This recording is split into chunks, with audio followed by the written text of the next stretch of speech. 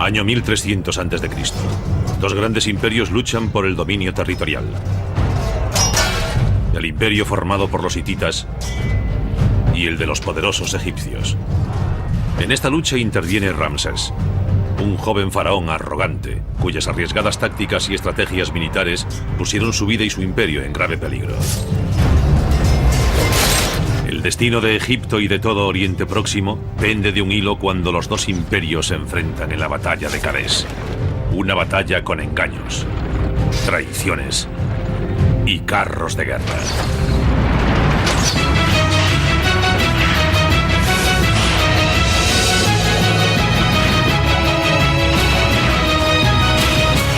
Batallas legendarias, Ramsés y los carros de guerra. En Kadés, 17.000 hititas se enfrentan a 20.000 egipcios.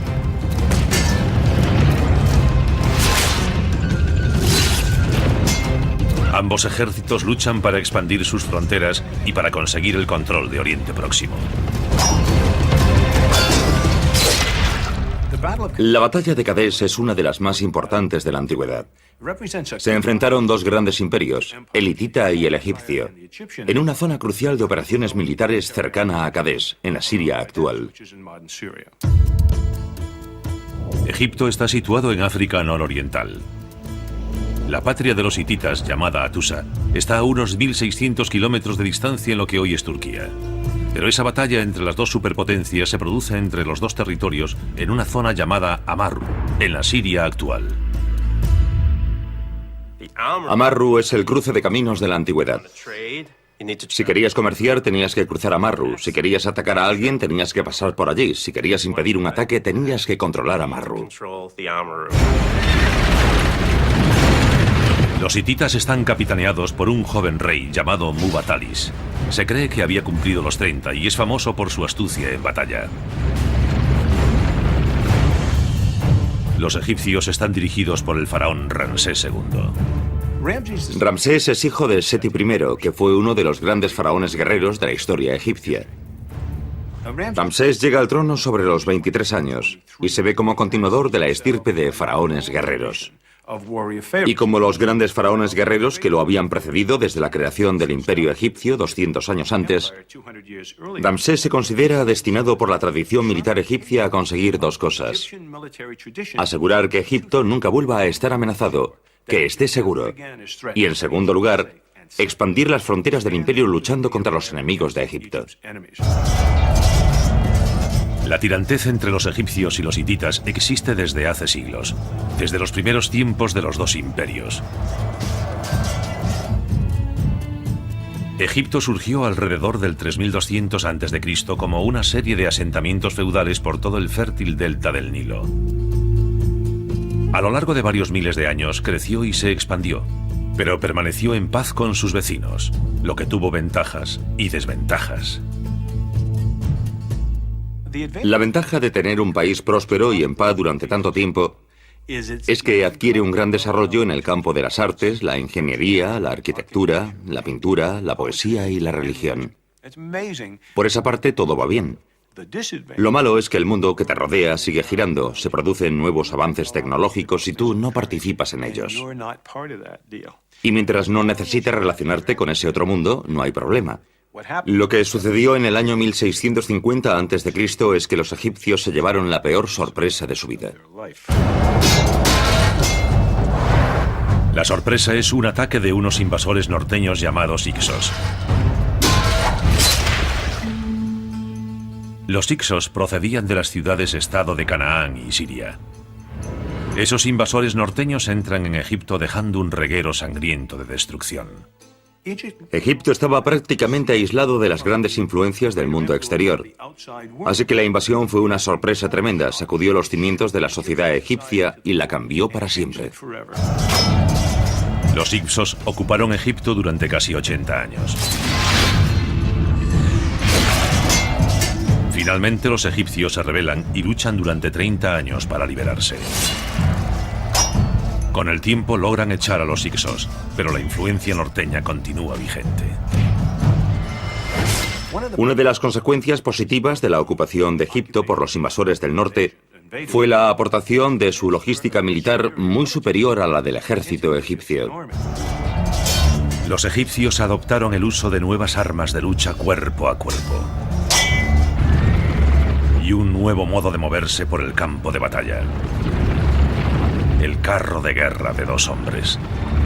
Pero los egipcios no solo utilizan el carro, lo mejoran. Los egipcios aplicaron 3 grandes cambios al carro que revolucionaron su uso en combate.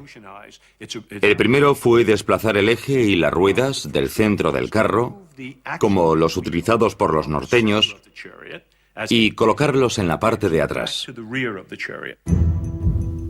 El eje mide aproximadamente 1 metro de largo y va lo más atrás posible para mejorar su equilibrio, velocidad y agilidad. La cabina del carro mide casi 1 metro de ancho, 45 centímetros de fondo y 76 centímetros de alto. El armazón es de madera, de olmo o fresno moldeada con vapor y se cubre con pieles de animal o juncos. El suelo de la cabina es de capas de cuero flexible o de tela especialmente tejida para ayudar al equilibrio del arquero y a amortiguar los golpes. Los egipcios también reemplazaron la rueda de 4 radios de los Hyksos por una de 6 radios. Ese pequeño cambio dio más robustez a la rueda, que podía aguantar una velocidad de hasta 19 kilómetros por hora por terreno de difícil tránsito. Y puede que una de las innovaciones tecnológicas más asombrosas fuese la creación de la llamada articulación universal, en la que el palo del carro que viene de los caballos se une a la cabina del vehículo. Como esa junta es capaz de moverse y no está fija en un sitio, puede amortiguar mucho los golpes. Eso no solo asegura la integridad del carro, también hace más cómodo el desplazamiento para los tripulantes. Sumando todas esas mejoras, resulta que los egipcios cambiaron el carro hasta tal punto que sería como contar en batalla con un tanque de combate de última generación. El carro fue un gran avance militar porque introdujo la movilidad en el combate. Y también se convirtió en símbolo de categoría. Todo noble quería tener un carro de guerra. Cada unidad de combate en carro consta de 3 hombres. El conductor guía el caballo y el carro por el campo de batalla. El arquero debe tener buena pericia para disparar flechas desde una plataforma móvil que se puede desplazar a 19 kilómetros por hora. El corredor corre al lado del vehículo. Sirve tanto para atacar como para defender. Como defensor, protegía el carro de los corredores adversarios, pero también atacaba a los carros enemigos, tiraba fuera de la cabina a sus tripulantes y los mataba. En un combate actual, nunca envías a los tanques sin apoyo de infantería, y esto era lo mismo. El corredor lucha con una espada curva de bronce. Con casi 1 metro de largo, la espada pesa casi 1 kilo. Puede blandirse con fuerza suficiente para rebanar un brazo o una cabeza de un tajo. El corredor también contaba con una lanza de casi 2 metros. El asta es de madera y la punta de bronce muy afilado. Tras modernizar su fuerza de combate, los egipcios idean una nueva estrategia: atacar al enemigo primero y hacer preguntas después. La pondrá en práctica unos 30 años después de librarse de los Hyksos. Cuando Egipto hubo estabilizado su posición interna y reconstruido su ejército, se dirigió hacia el norte para vengarse.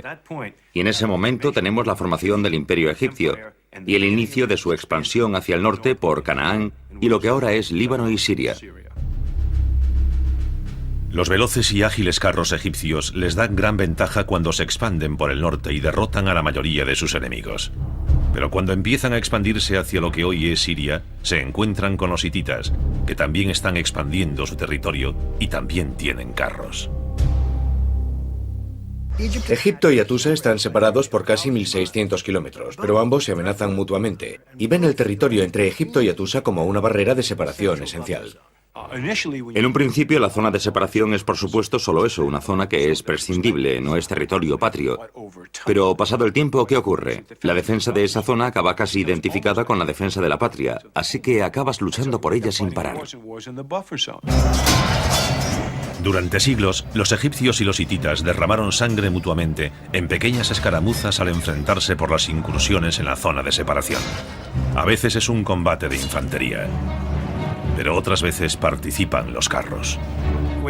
Cuando la gente piensa en el combate con carros, en las guerras antiguas, lo que imagina son frentes de carros cargando contra la infantería enemiga o líneas de carros cargando contra otro frente de carros enemigos. Pero la cosa no era así. Hay que tener en cuenta que los caballos no querrían cargar contra un frente de infantería con lanzas, y tampoco tendría mucha lógica lanzarse contra un carro enemigo. Lo que solían hacer con los carros cuando se utilizaban contra otros carros era combatir en círculo. Los frentes se atacaban mutuamente, pero jamás entraban en contacto. Lo que se perseguía era que el arquero del carro acertase al arquero de un carro adversario, al conductor o al caballo de otro carro, mientras se cruzaban. O usando el término militar, al paso, mientras pasaban uno al lado de otro. Después giraban, daban la vuelta y volvían a atacar. A veces no contra el mismo objetivo, sino que elegían el más cercano. Mientras que el carro egipcio de 2 hombres es ligero y ágil, el hitita es un carro mayor, más lento, pesado. El eje está colocado en el centro de la plataforma de transporte. Eso reduce su velocidad y estabilidad, pero le da una gran ventaja, la capacidad de llevar a 3 hombres. Ahora el conductor, el arquero y el corredor pueden ir juntos al combate. Algunos historiadores creen que esa innovación se creó años antes, después de que los hititas derrotaran a otro enemigo, a los hurritas, que habían vivido en la zona entre los ríos Tigris y Éufrates. Además de librarse de un enemigo, los hititas se quedaron con el famoso adiestrador hurrita de caballos militares llamado Kikuli. Kikuli cambia el futuro del carro de guerra empleando una técnica sorprendentemente sencilla. Lo que Kikuli hizo fue escribir un manual de adiestramiento para conseguir caballos más fuertes y capaces de tirar de cargas mayores.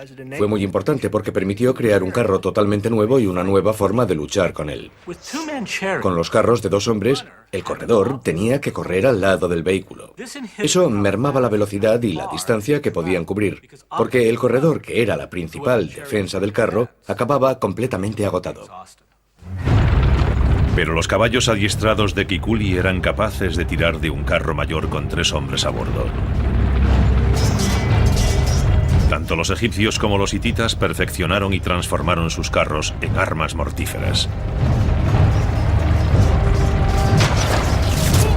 Y tras cientos de años, la tirantez entre esos 2 grandes pueblos guerreros estallaría cuando el faraón Ramsés se encuentra con su adversario en las llanuras de Kadesh.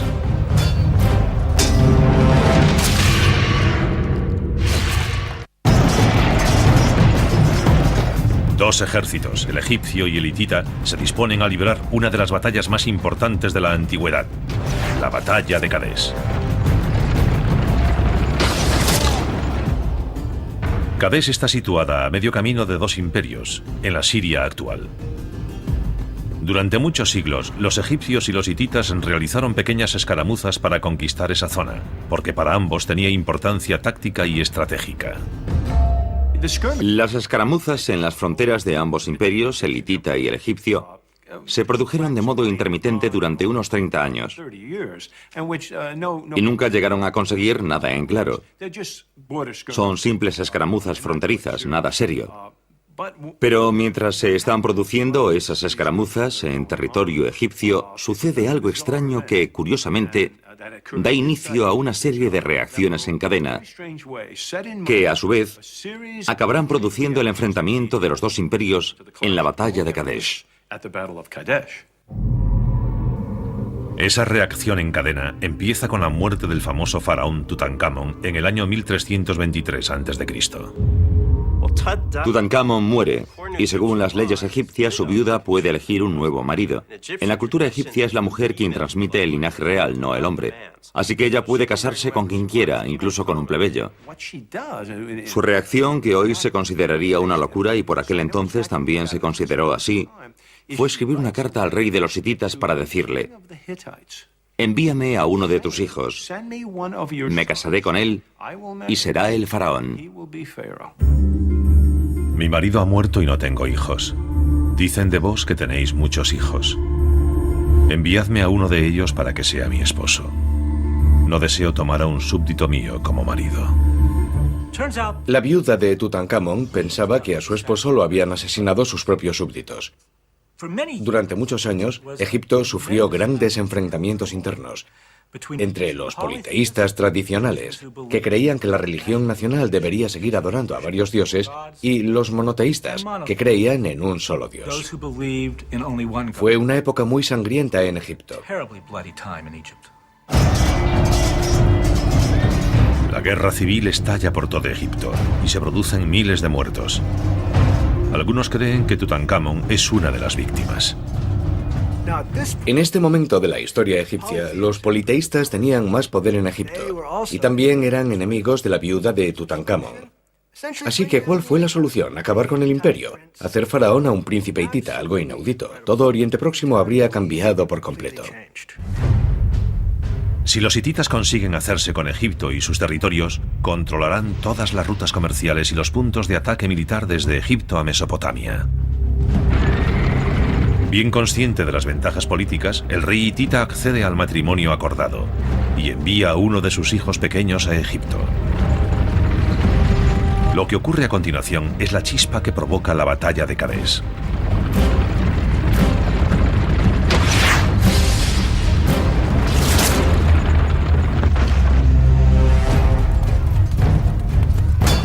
Los egipcios enemigos de la viuda de Tutankamón descubren el plan de matrimonio y emboscan al príncipe hitita.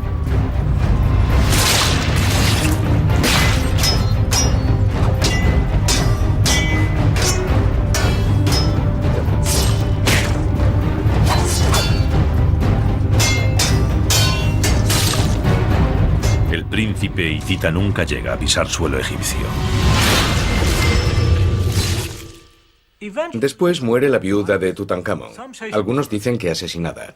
Pero lo más importante es la reacción de los hititas tras el asesinato. Como es de suponer, el rey hitita está furioso. El rey hitita es el gran guerrero Subiluriuma y está furioso.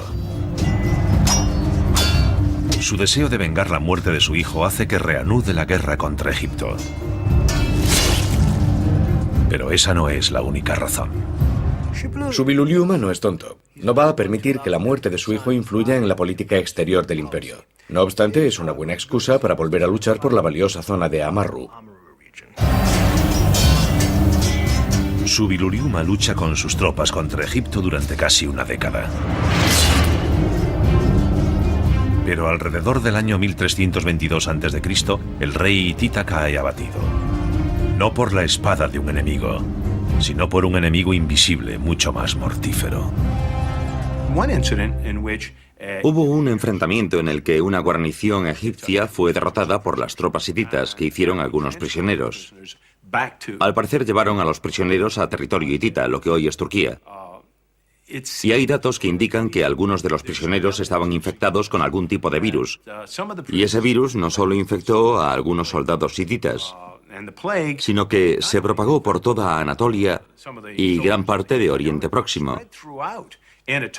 Como consecuencia, hubo un número de muertos enorme, y el propio rey murió también por la infección. Tras la muerte de Subiluriuma, las escaramuzas entre los egipcios y los hititas disminuyen en gran medida. Y durante ese periodo de relativa estabilidad, en torno al año 1300 a.C., el faraón Ramsés II llega al poder. Con solo 20 y pocos años, Ramsés es un soberano guerrero con fama de audaz y arrogante. Comprende que para proteger Egipto debe ocupar la zona de separación del norte.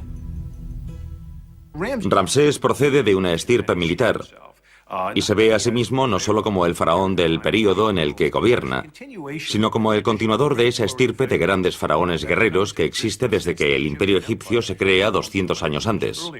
Por tanto, para entender su forma de pensar, hay que tener en cuenta que era un hombre que se consideraba no solo un gran guerrero, sino alguien cuya función principal, la razón fundamental de su existencia, era proteger Egipto. Tras 5 años de reinado, Ramsés planea un ataque contra los hititas. Lleva 24.000 soldados al norte por la ruta costera hacia Gaza. Su ejército se compone de 4 divisiones, todas con nombres de dioses egipcios: la Amón, la Ra, la Ta y la Set. Cada división consta de 6.000 soldados, 5.000 de infantería y 500 unidades de carros de 2 hombres. Los hititas se enteran del avance egipcio y de inmediato responden con un ejército de unos 17.000 hombres que van hacia el sur desde Atusa. Su general es el nieto de Subiruriuma, el rey Mubatalis. Igual que Ramsés, Mubatalis también es un guerrero curtido en combate. No sabemos mucho sobre Mubatalis, pero los documentos indican que era reflexivo. Luchaba con la cabeza y sabía idear estrategias. Entraba en batalla con un plan trazado y se atenía a él. En muchos sentidos era el contrapunto idóneo de Ramsés. Ambos ejércitos se dirigen a la ciudad de Kadesh. Aunque controlar la ciudad no es el objetivo de ninguno de los dos ejércitos, al que controle Kadesh le resultará más fácil conquistar toda la zona de Amarru. Kadesh está ubicada sobre una pequeña elevación cerca de la entrada al valle del río Orontes. La ciudad está rodeada por una muralla de doble pared. 2 muros paralelos de 15 metros de altura, cada uno de unos 365 metros de longitud, aproximadamente como 4 campos de fútbol. Lo importante de Kadesh es que sus murallas están recubiertas de caliza. Aunque son murallas de doble pared, están recubiertas con caliza. Es un detalle muy importante, ya que durante los 200 años que los egipcios intentaron hacer retroceder a los sirios y a los hititas, no pudieron tomar las ciudades. Y ello se debió a los arietes. No existía ninguno capaz de hacer mella en la roca. No aparecieron en Oriente Próximo hasta el siglo VIII. Ramsés quiere llegar a Kadesh primero, para no tener que atacar la ciudad amurallada. Pero cuando al fin logra llegar a la ciudad, se llevará la mayor sorpresa de su vida.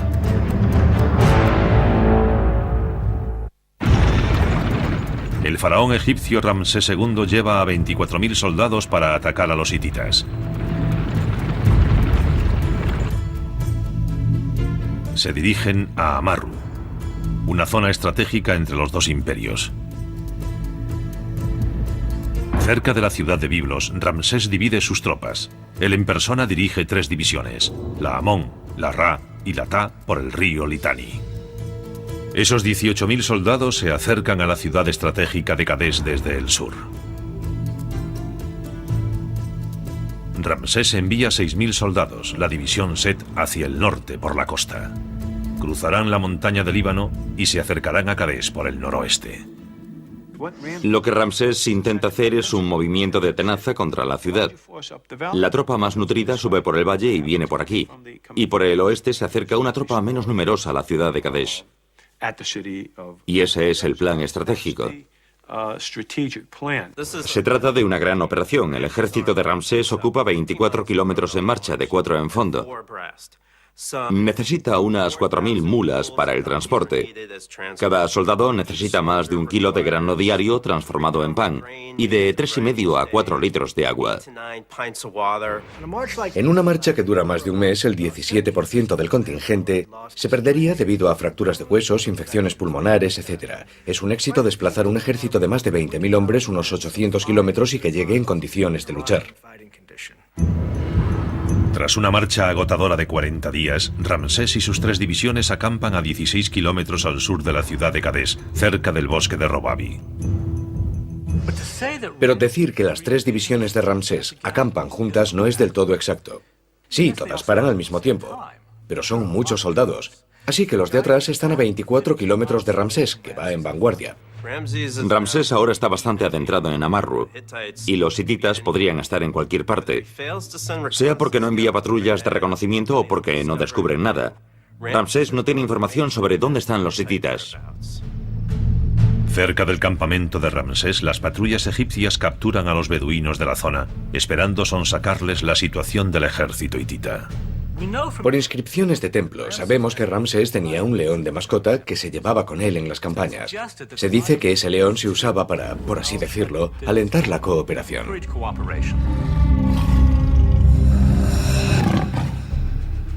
Según dicen los beduinos, Mubatalis y los hititas están aún a 160 kilómetros al norte de Cadés, en Alepo. Ramsés ve la oportunidad. Cadés está indefensa, puede conquistarla, usarla como base logística, reconstruir su ejército, darle descanso y luego, a un paso de allí, enfrentarse a los hititas. Ramsés está tan entusiasmado que salta a su carro con su guardaespaldas y parte para la ciudad de Cadés. Pero ahí está el problema. Ramsés, con entusiasmo juvenil, se marcha, y su ejército está disperso por más de 24 kilómetros tras él. La división Amón se repliega a toda prisa. Los soldados no van preparados para combatir. Se echan el equipo al hombro, no tienen tiempo e intentan rápidamente alcanzar a los demás. Ramsés empieza a acampar en la llanura. La mal preparada división Amón tarda en alcanzarlo. La Ra está aún a unos cuantos kilómetros. La Ta aún no ha llegado al bosque de Robavi. Y la división Seti sigue por la costa del Mediterráneo. Ramsés cree que será como un paseo. Sus guardaespaldas empiezan a organizar el campamento. Parte de la división Amón todavía empieza a llegar al campamento. Hay bastante desorganización. La división Ra va cruzando despreocupada la llanura y Mubatalis activa la trampa. De los huertos al sur de la ciudad surgen 2000 carros hititas. Surgen de repente de los huertos y sorprenden a la división Ra por el flanco.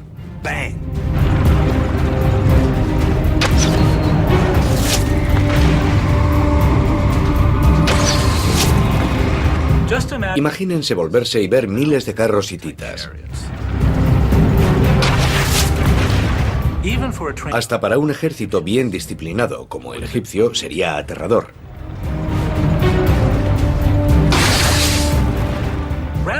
La división Ra de Ramsés queda completamente diezmada por los hititas. No están preparados para la batalla y tampoco en formación. Los atacan y se dispersan por toda la llanura.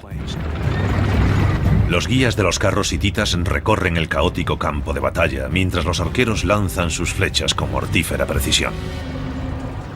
Los arqueros y los conductores de los carros trabajaban compenetrados.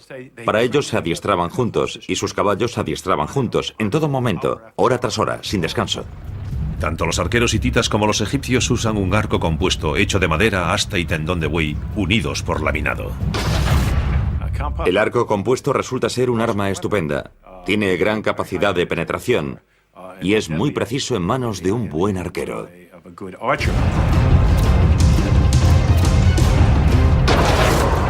Algunos arqueros se apean del carro y se incorporan a la lucha de infantería.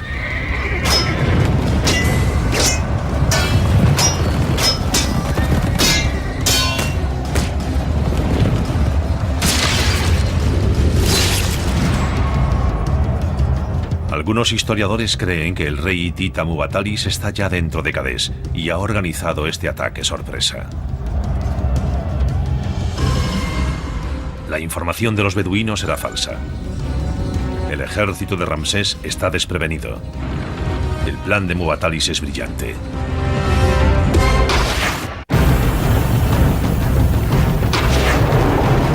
En 1279 a.C. empieza la batalla de Cadés. Una tremenda emboscada de carros hititas contra un ejército egipcio desprevenido produce las primeras bajas del conflicto. Y todo es culpa del faraón Ramsés. El faraón con la prisa partió prácticamente solo. Tenía solamente unos cientos de soldados con él.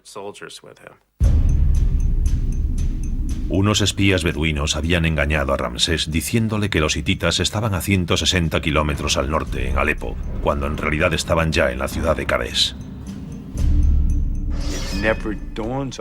A nadie se le ocurre pensar que tal vez los oficiales hititas de espionaje podían haberles dado información falsa a los beduinos. Es un engaño muy común para atraer a los egipcios hacia una trampa.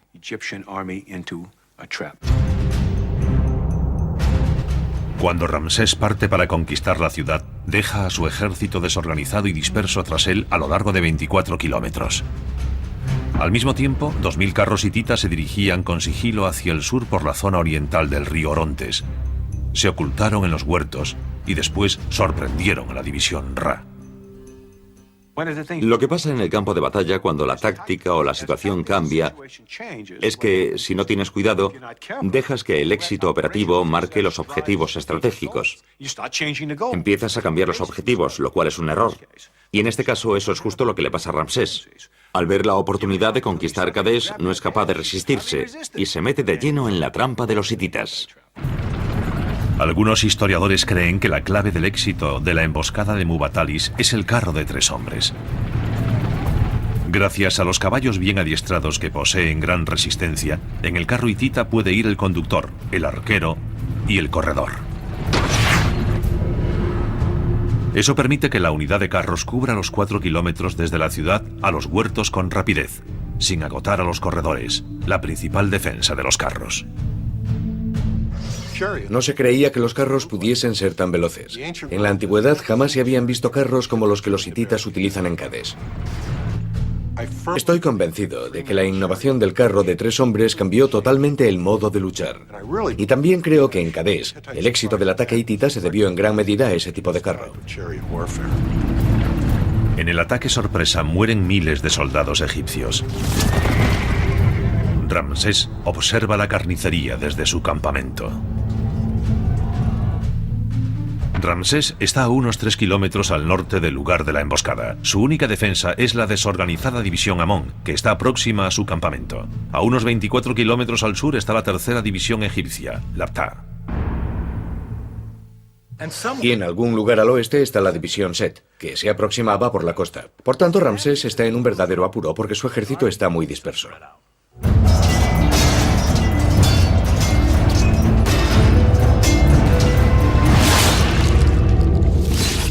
A Ramsés le están dando una paliza.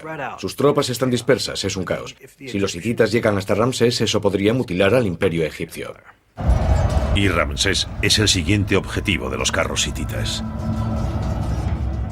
Los carros hititas se dirigen al norte y van directos hacia el campamento a medio levantar y desorganizado de Ramsés, a donde la división Amón va llegando a duras penas. Y los hititas penetran en el campamento, se apean de los carros y se entabla una feroz batalla de infantería.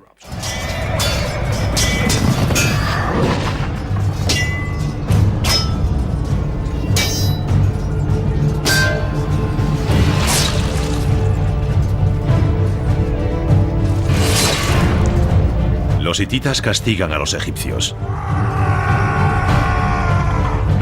Para empeorar más las cosas para Ramsés, muchas de sus unidades móviles de élite desertan del campo de batalla, abandonando a su rey en su momento más desesperado. Pero de pronto el avance de los hititas hacia el campamento de Ramsés se ralentiza.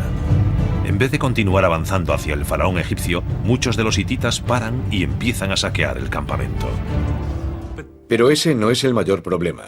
El verdadero problema es que la infantería hitita no aparece por el campo de batalla. Y eso lo pagarán caro. 10.000 hititas de infantería y 10.000 carros de reserva aguardan en la parte oriental de Kadesh. Y tener a 10.000 soldados sin hacer nada no tiene mucha lógica. Mubatalis tiene a Ramsés acorralado y debería usar a su infantería para acabar con él. Pero Mubatalis no despliega a su infantería. Pese al frenazo del ataque hitita, la situación de Ramsés sigue siendo difícil. No tiene más remedio que hacerse cargo de todo él mismo.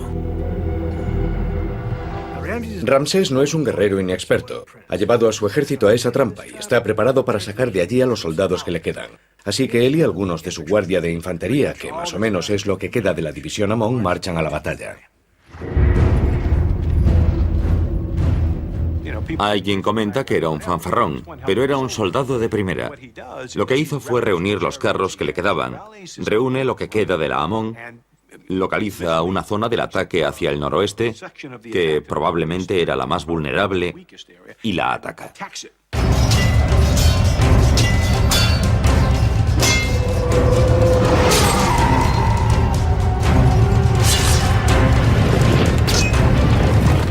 Ramsés cobra fuerza y empieza a hacer retroceder a los hititas.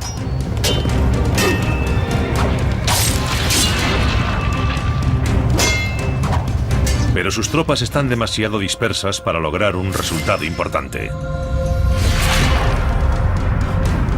Muwatallis aún tiene ventaja. Puede terminar la batalla desplegando a sus 10.000 de infantería de reserva. Ahora es el momento. Los tiene a su merced. Puede rematarlos. Ahora es el momento de que Muwatallis lance a la infantería. Muwatallis está a punto de tomar una de las decisiones más importantes de su vida. Una decisión que decidirá el curso de la historia.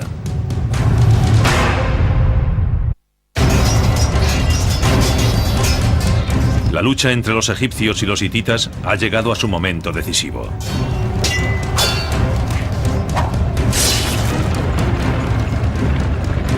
Un ataque iniciado con carros se ha transformado en una batalla de infantería en las llanuras de Kadesh. Eso es bueno para el faraón Ramsés, ya que logra frenar el avance que los hititas consiguieron con la sorpresa del ataque. Pero si el rey hitita Muwatallis toma ahora la decisión táctica correcta y lanza a su infantería, podrá rodear fácilmente a Ramsés, matarlo y de un solo golpe derrotar a los poderosos egipcios. Ahora es el momento. Los tiene a su merced. Puede rematarlos.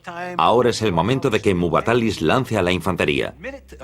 Si lo hubiese enviado por el vado al noroeste de la ciudad, todo habría terminado. Los carros llegan por el sur, la infantería por el norte, atrapan al faraón y se acabó. Pero no lo hace. No hace nada. Así que el ataque hitita pierde fuerza. Acaban atrapados en el campo, en una batalla de infantería.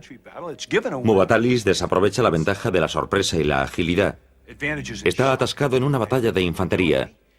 Tiene una fuerza nutrida de infantería y no la aprovecha. El que Muwatallis no despliegue a la infantería sigue siendo un gran misterio para los investigadores. Ramsés, no obstante, sigue en apuros. Pese a verse atrapados en una batalla de infantería, los hititas luchan con ferocidad.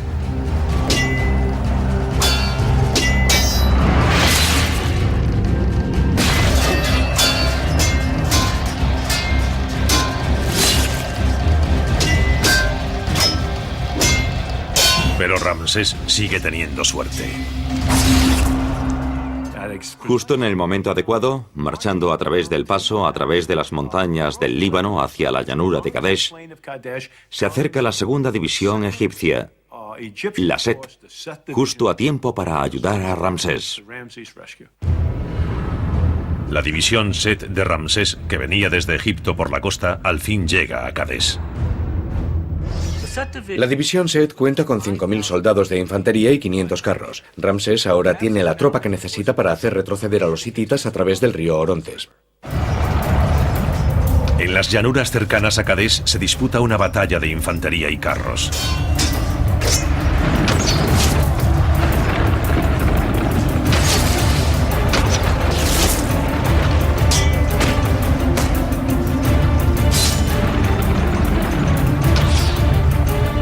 Pero con el campo de batalla atestado, los ágiles carros egipcios pueden maniobrar con más facilidad y superar a los carros hititas.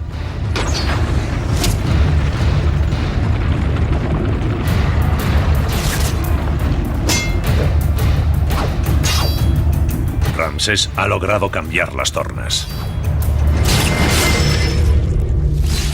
Al fin Muwatallis envía refuerzos, pero no de infantería, envía 1.000 carros. Los carros de refuerzo de Muwatallis van hacia el sur desde la ciudad, cruzando el río Orontes, y luego van al norte, hacia el campo de batalla. Pero de pronto se ven atacados por la retaguardia. Es la última división egipcia, la Ptah, y viene preparada para luchar. Muwatallis se olvidó de la división Ptah. Los de esa división ven la batalla que tienen delante y entran en la llanura formados para luchar. Marchan hacia la llanura cuando los hititas cruzan el Orontes y les dan la espalda. Los atacan por la retaguardia y destrozan a la tropa de reserva hitita.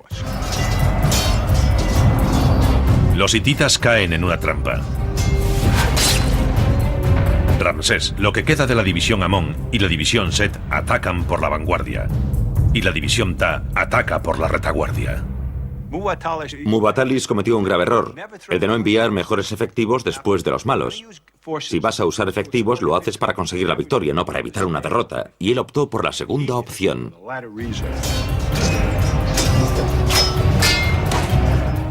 Los carros hititas no pueden escapar. Tienen fuerzas egipcias por ambos flancos y no pueden maniobrar porque están metidos de lleno en el campamento a medio hacer de Ramsés. 2000 carros hititas acaban destruidos. Y Muwatallis ha desaprovechado una ventaja tremenda.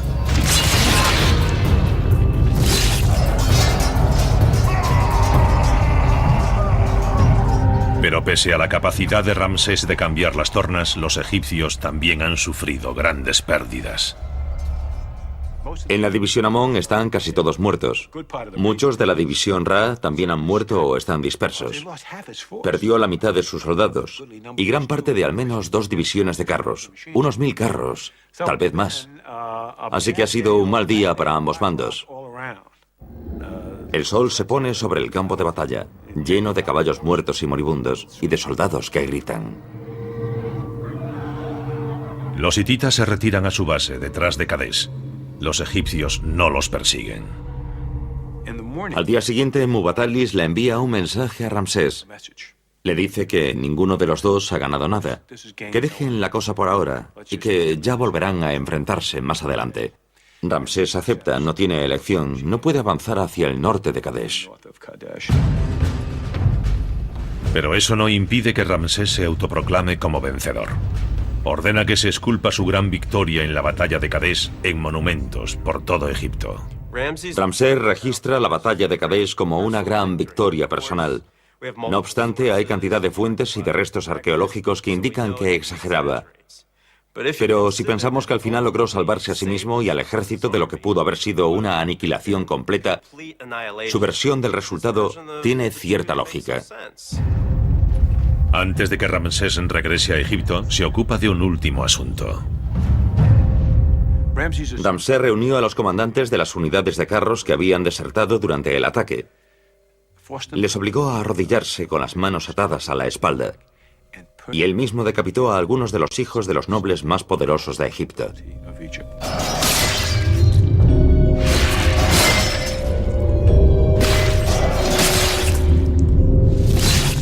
Es un final sangriento para una de las batallas más cruentas de la antigüedad.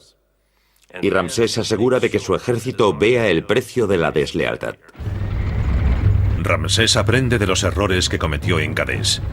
Pero su error es muy común entre los grandes generales de la historia. George Armstrong Custer cayó en una trampa similar como Ramsés en Kadesh. Iba persiguiendo a un grupo de indios sin ver que otro grupo mayor lo acechaba. Tras hacer retroceder al pequeño grupo de indios a caballo, se dispuso a atacar la que creía una aldea indefensa. Para su sorpresa, un ejército indio mucho más numeroso lo sorprendió por el flanco. Al contrario que Ramsés, a Custer lo mataron. Pero el error y la táctica fueron los mismos. Las dos superpotencias siguen luchando por la zona estratégica de separación durante varios años tras la batalla de Kadesh. Pero en el año 1262 a.C., los egipcios y los hititas tienen que aliarse contra una amenaza procedente de lo que hoy es Irak: los asirios. Y esa alianza duró casi un siglo. Y al igual que la batalla de Berlín en la Segunda Guerra Mundial, fue el motivo por el que dos superpotencias se unieran y se toleraran para poder derrotar al enemigo.